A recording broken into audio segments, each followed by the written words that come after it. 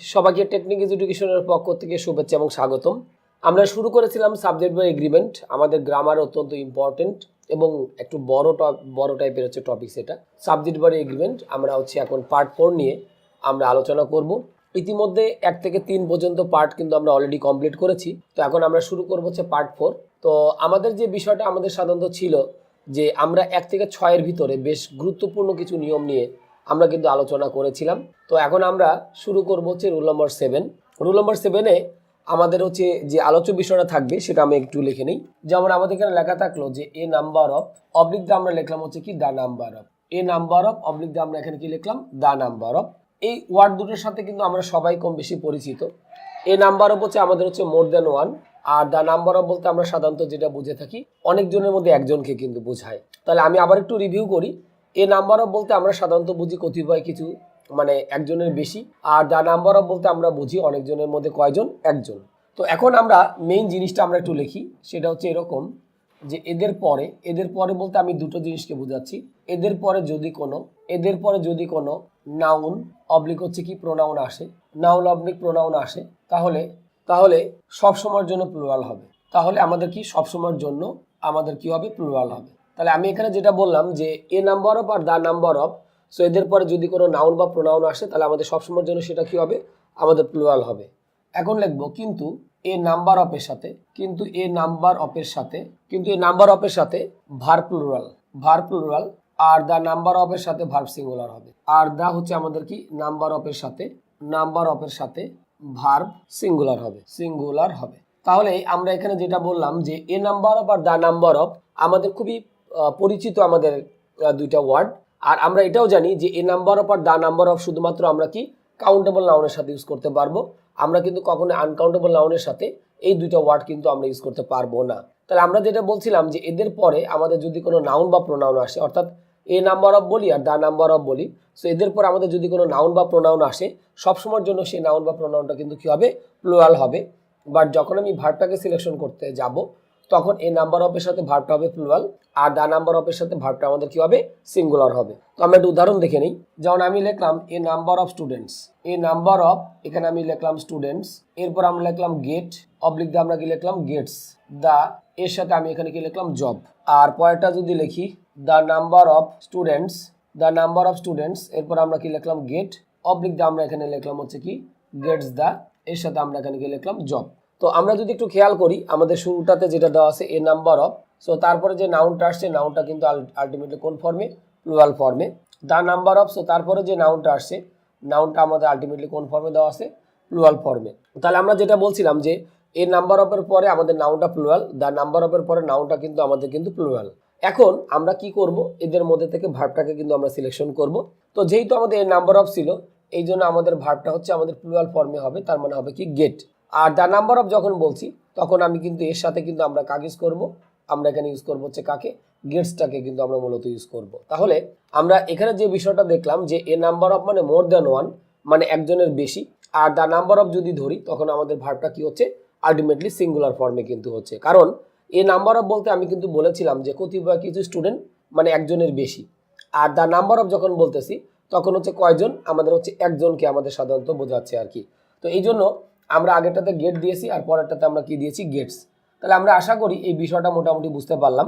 এরপরে পরীক্ষাতে কিভাবে আসবে সেই জিনিসটা আমাদের একটু দেখা দরকার। যেমন আমি এখানে লিখলাম a number of workers, a number of তার সাথে আমরা লিখলাম হচ্ছে ওয়ার্কার্স, গ্যাপ দিয়ে বললাম দ্য প্লেস। ওকে, তো আমার কোশ্চেনটা এটা দেওয়া থাকলো যে এ নাম্বার অফ ওয়ার্কার্স, আমরা জানি এ নাম্বার অফ মানে মোর দ্যান ওয়ান। সো এ নাম্বার অফের পরে আমাদের যদি কোনো নাউন আসে নাউনটা কোন ফর্মে হবে, প্লুরাল ফর্মে। এখন আমরা অপশনগুলো দিব। তাহলে সাপোজ আমি এ নাম্বারে দিলাম হচ্ছে এখানে দিলাম হচ্ছে রিচ, বি নাম্বারটাতে আমরা দিলাম হচ্ছে রিসেস, সিতে আমরা দিলাম হচ্ছে ওয়ার রিস্ট, আর ডিতে আমরা দিলাম হচ্ছে কি আর রিস্ট, আর তার সাথে আমরা এখানে কি দিলাম রিস্ট। তাহলে এ নাম্বার অফ ওয়ার্কার্স গ্যাপ দিয়ে লিখলাম হচ্ছে কি দ্য প্লেস। এখন এ নাম্বার অফ কিন্তু দেওয়া আছে, এ নাম্বার অফ মানে কিন্তু একজনের বেশি। তাহলে আমি যেটা বলেছিলাম যে আমাদের এখানে নাউন বা প্রোনাউন যাই নিয়ে আসি না কেন সেটা কিন্তু অলরেডি কিন্তু কি হয়ে গেছে, প্লুরাল ফর্মে কিন্তু হয়ে গেছে। এখন আমরা কি করব, ভার্বটাকে আমরা সিলেকশন করব। ফার্স্টে দেওয়া আছে রিচ, শুধুমাত্র রিচ দেওয়া আছে, তার সাথে কিন্তু আমরা ইয়েস বা যুক্ত করি নেই, কারণ আমরা জানি শুধু যদি ভার্ব থাকে তাহলে ভার্বটা কিন্তু প্লুরাল। আর ভার্বের সাথে যদি এস বাই যুক্ত থাকে তাহলে ভার্বটা আমাদের কি হবে, সিঙ্গুলার হবে। তাহলে আমাদের বি নাম্বারটা কিন্তু হবে না, কারণ আমাদের এখানে প্লুরাল ভার্ব দিতে হবে। সো বি নাম্বারটা হচ্ছে ভুল। সি নাম্বারটা যদি ধরি ওয়ার রিস্ট, এটা আমাদের পাস্টে দেওয়া আছে বাট প্যাসিভে, কারণ আমরা জানি এম ইজ আর ওয়াজ এর পরে যদি ভি3 দেওয়া থাকে তাহলে সেটা হচ্ছে প্যাসিভ। আর যদি এম ইজ আর ওয়াজ এর পরে যদি ভি1 দেওয়া থাকে বা আইএনজি থাকে তাহলে সেটা অ্যাক্টিভ। অতএব সি নাম্বারটা আমাদের হবে না। আবার ডি নাম্বার আমরা যখন দেখতেছি আর রিস্ট, আর এর পরে কিন্তু আমাদের এখানে কি দেওয়া আছে, অলরেডি ভি3 দেওয়া আছে। তাহলে এম ইজ আর ওয়াজ এরপর আমাদের ভি3 দেওয়া আছে। সো এটা হচ্ছে আমাদের হবে না, কারণ আমাদের এখানে প্যাসিভ করার কোনো দরকার কিন্তু নাই। কারণ একজন মানে আমাদের কতিপয় যে ওয়ার্কার মানে শ্রমিক আমরা ধরতে পারি, মানে কর্মজীবীরা যারা আছে তারা নিজেরাই সেই প্লেসটাতে কি করতে পারে, পৌঁছাইতে পারে। তাহলে যেহেতু নিজেরাই পারে, অতএব আমাদের ভার্বটা প্যাসিভ করার কোনো দরকার নাই। আমাদের ভার্বটা মূলত কিসে থাকবে, অ্যাক্টিভে দেওয়া থাকবে। সো আমরা এখানে অ্যান্সার করবো কোনটা, রিচ, যে এ নাম্বার অফ ওয়ার্কার্স, এরপর আমরা এখানে কি লিখলাম, রিচ দ্য প্লেস। তাহলে আমরা আশা করি এই বিষয়টা মোটামুটি আমরা কি করতে পেলাম, বুঝতে পেলাম যে এ নাম্বার অফ বলি, যা বলি না কেন তাদের পর আমাদের ভার্বটা আলটিমেটলি কোন ফর্মে হবে, প্লুরাল ফর্মে হবে। আর এখন যদি আমরা লিখি যে the number of students, the number of, এখানে লিখলাম সিঙ্গার্স, ওকে, এরপর গ্যাপ দিয়ে লিখলাম ফেমাস। তাহলে আমি এখানে যেটা বলছিলাম যে দ্য নাম্বার অফ আমরা এখানে বলেছি, দ্য নাম্বার অফ বলতে আমরা সাধারণত যেটা বুঝে থাকি, আমাদের হচ্ছে অনেকজন সিঙ্গারের ভিতরে একজনকে বোঝাচ্ছে এখানে। কারণ দ্য নাম্বার অফ মানে কিন্তু হচ্ছে আমাদের একজন। আর যখন আমরা বলেছিলাম এ নাম্বার অফ বলতে কিন্তু আমরা সাধারণত যেটা বুঝে থাকি একজনের বেশি, মানে more than one. R the number of যখন আমরা বলছি তখন কিন্তু আমাদের কি বোঝাচ্ছে, অনেকজনের মধ্যে কিন্তু একজনকে জাস্ট বোঝাচ্ছে। তাহলে এখন আমরা এখানে অপশন দিই, অপশন এতে দিলাম ইজ, এরপরে বিতে দিলাম হচ্ছে ওয়াজ, সিতে আমরা দিলাম হচ্ছে আর ডিতে আমরা দিলাম হচ্ছে কি এ প্লাস বি, এইটা আমরা দিলাম। তাহলে আমরা যেটা দেখতে পাচ্ছি, the number of singers, gap দিয়ে আমরা লিখেছি হচ্ছে ফেমাস। তাহলে দ্য নাম্বার অফ বলতে কিন্তু আমাদের যেটা বোঝাচ্ছে যে অনেকজনের ভিতরে কিন্তু জাস্ট একজনকে ইন্ডিকেট করা হচ্ছে, দ্য নাম্বার অফ। সো একজন যেহেতু, অতএব আমাদের ভার্বটা কি হবে, সিঙ্গুলার হবে। তাহলে আমাদের ইজ যেটা ছিল এটা প্রেজেন্ট ইনডিফিনিট সিঙ্গুলার, ওয়াজ যেটা হচ্ছে আমাদের পাস্ট বাট এটা সিঙ্গুলার, আর ডিতে আমাদের বলা হয়েছে এ প্লাস বি। তাহলে আমাদের এখানে অ্যান্সার কোনটা হবে, এ প্লাস বি হবে আমাদের উত্তর। কারণ দ্য নাম্বার অফ বলতে আমরা জাস্ট একজনকে বুঝে থাকি। সো এই জন্য আমাদের অ্যান্সার হবে এ প্লাস বি, দুইটাই আমাদের উত্তর হবে। তাহলে আমি আবার একটু রিভিউ করি নিয়মটা। আমরা এখানে যেটা লিখেছি এ নাম্বার অফ আর হচ্ছে দ্য নাম্বার অফ। তো আমি এখানে বলেছিলাম যে এদের পরে যদি কোনো নাউন বা প্রোনাউন আসে তাহলে সবসময়ের জন্য আমাদের কি হবে, সেই নাউন বা প্রোনাউনটা কিন্তু আমাদের প্লুরাল হবে। তবে ভার্বের ক্ষেত্রে আমাদের কিন্তু একটু আমাদের লিমিটেশন আছে বা পার্থক্য আছে, যে আমি পর করে লিখেছি, কিন্তু এই নাম্বার অফের সাথে ভার্বটা আমাদের কি হবে, প্লুরাল। আর দ্য নাম্বার অফের সাথে ভার্বটা আমাদের কি হবে, সিঙ্গুলার হবে। কারণ এ নাম্বার অফ বলতে আমরা সাধারণত যেটা বুঝি একজনের বেশি, আর দ্য নাম্বার অফ বলতে আমরা সাধারণত কি বুঝে থাকি, একজনকে আমরা সাধারণত বুঝে থাকি। তাহলে আমি যখন লিখলাম এ নাম্বার অফ স্টুডেন্টস, আমরা নিশ্চয়ই দেখতে পাচ্ছি এ নাম্বার অফ, তার মানে এ নাম্বার অফের পরে যে নাউনটা আসছে সেটা কিন্তু আলটিমেটলি কোন ফর্মে, প্লুরাল ফর্মে। আর যখন আমরা দ্য নাম্বার অফ বলছি, সো তারপরে যখন নাউন আসছে সেটাও কিন্তু কোন ফর্মে, প্লুরাল ফর্মে কিন্তু আমরা এখানে দেখতে পাচ্ছি। কারণ এ নাম্বার অফ বলি আর দ্য নাম্বার অফ বলি, এদের পরে আমাদের যদি কোনো নাউন আসে তাহলে নাউনটা কিন্তু আলটিমেটলি কোন ফর্মে হবে, প্লুরাল ফর্মে হবে। কিন্তু যখন আমি ভার্বটাকে সিলেকশন করতে যাব তখন এ নাম্বার অফের সাথে ভার্বটা হচ্ছে প্লুরাল, আর দ্য নাম্বার অফের সাথে ভার্বটা আমাদের কি হবে, সিঙ্গুলার হবে। তো আমরা কিন্তু অলরেডি এটা বসিয়ে দিয়েছি। এখন আমরা যদি একটু খেয়াল করি, এ নাম্বার অফ ওয়ার্কার্স, গ্যাপ দিয়ে বললাম হচ্ছে দ্য প্লেস। অপশন এতে দেওয়া ছিল রিচ, বিতে আমাদের দেওয়া আছে রিসেস, সিতে হচ্ছে ওয়ার রিস্ট, আর ডি নাম্বার আমরা এখানে লিখেছি হচ্ছে কি আর রিস্ট। তো এ নাম্বার অফ ওয়ার্কার্স মানে আমাদের কতিপয় কিছু শ্রমিক বা ওয়ার্কার ওই প্লেসটাতে পৌঁছেছে। তো এখানে কি বিষয়টা হচ্ছে, কিন্তু তারা কিন্তু নিজেরাই কিন্তু পৌঁছাইতে পারে। তাহলে যখন আমরা এ নাম্বার অফ দিয়েছি তখন ভার্বটা কিন্তু আলটিমেটলি কোন ফর্মে, প্লুরাল ফর্মে। বিতে আমরা দেখেছি যে ভার্বের সাথে আমাদের কি যুক্ত আছে, এস বাই যুক্ত আছে, সো এটা আমাদের হবে না। সিতে বলা হলো আমাদের ওয়ার রিস্ট, আর ডি নাম্বার আমরা লিখলাম হচ্ছে কি আর রিস্ট। তাহলে এখন বেসিক্যালি আমাদের যে বিষয়টা হচ্ছে আর রিস্ট হবে না, ওয়ার রিস্ট হবে না, কারণ এটা হচ্ছে আমাদের কিন্তু অলরেডি কিন্তু প্যাসিভে দেওয়া আছে। তাহলে আমাদের এখানে অ্যান্সার কোনটা হবে, অ্যান্সার হবে এ নাম্বারটা, যে এ নাম্বার অফ ওয়ার্কার্স, এখানে আমরা কি লিখলাম, রিচ দ্য প্লেস। তাহলে আমরা আশা করি এই বিষয়টা কিন্তু মোটামুটি বুঝতে পেলাম। আর পয়েন্টটা যদি একটু খেয়াল করি, the number of singers, gap দিয়ে বলা হয়েছে হচ্ছে ফেমাস। তো আমরা এখানে অপশন এতে দিয়েছি ইজ, বিতে আমরা দিয়েছি ওয়াজ, সিতে দিয়েছি আর ডি নাম্বার আমরা এখানে দিয়েছি এ প্লাস বি। তাহলে দ্য নাম্বার অফ বলতে আমরা বুঝি একটা বিষয় যে একজন স্টুডেন্টকে সাধারণত আমাদের বোঝানো হচ্ছে। তাহলে অপশন এতে ইজ দেওয়া আছে, বিতে দেওয়া আছে ওয়াজ, সিতে দেওয়া আছে আর। তাহলে আমাদের এখানে অ্যান্সার কোনটা হবে, অ্যান্সার কিন্তু হবে ডি নাম্বারটা, এ প্লাস বি।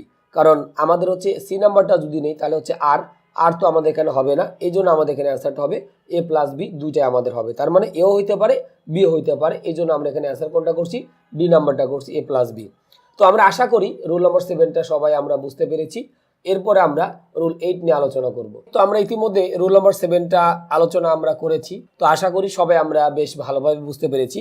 এরপর আমরা শুরু করব রুল নাম্বার 8। তো রুল নাম্বার 8-এ আমাদের সাধারণত যে বিষয়টা নিয়ে কথা হবে, যেমন আমরা যদি বলি আমাদের হচ্ছে হেয়ার এবং দেয়ার, এই দুটো আমাদের কিন্তু একটা নিয়ম আছে, হেয়ার এবং হচ্ছে আমাদের কি দেয়ার।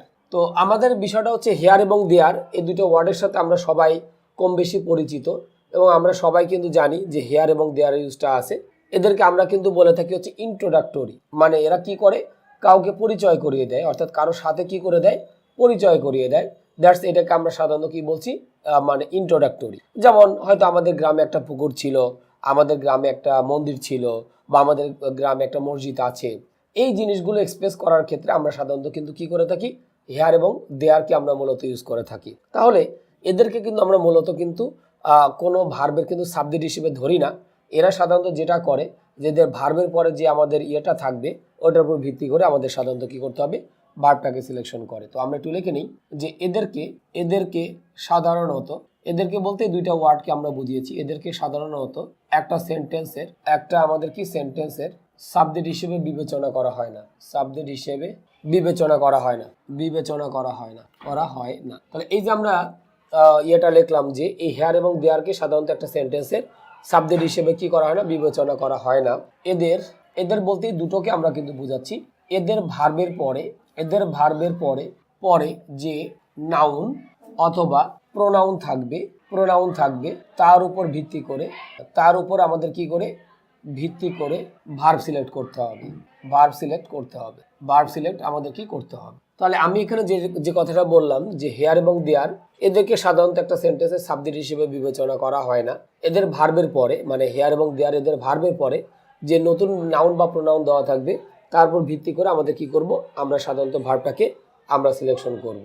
তাহলে আমরা যদি এখন একটা সেন্টেন্স যদি লিখি যে হেয়ার, এখানে লিখলাম ইজ অথবা আর এ স্টুডেন্ট, তাহলে আমরা হেয়ার উপর ভিত্তি করে কিন্তু আমরা ভার্বটাকে আমরা এখানে সিলেকশন করব না।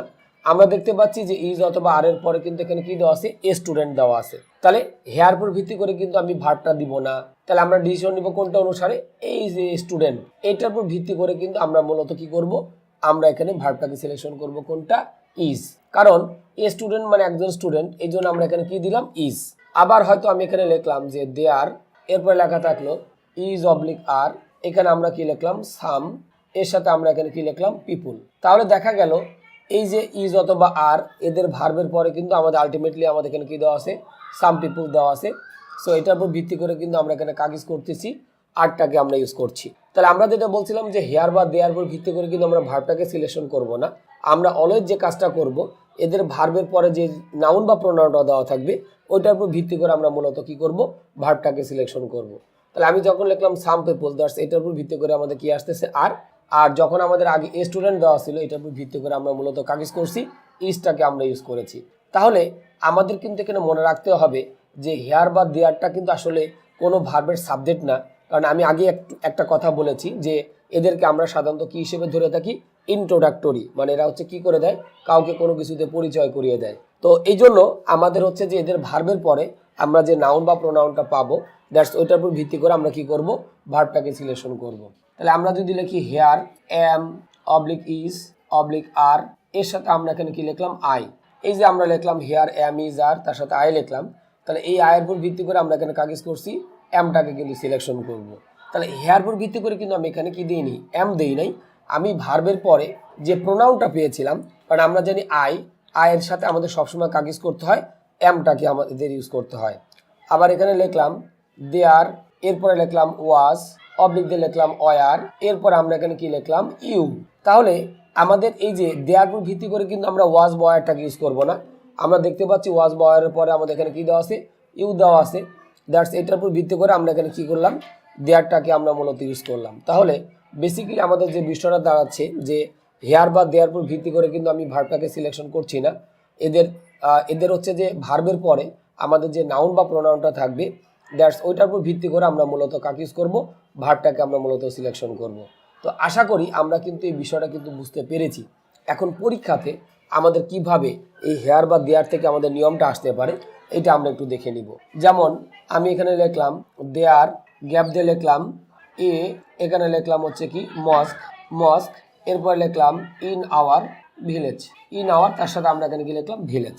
এখন অপশন এতে আমরা দিলাম হচ্ছে কি ইজ, বিতে আমরা দিলাম হচ্ছে কি বিতে আমরা দিলাম হচ্ছে আর, সিতে আমরা দিলাম হচ্ছে ওয়ার, ডিতে আমরা দিলাম হচ্ছে কি হ্যাভ।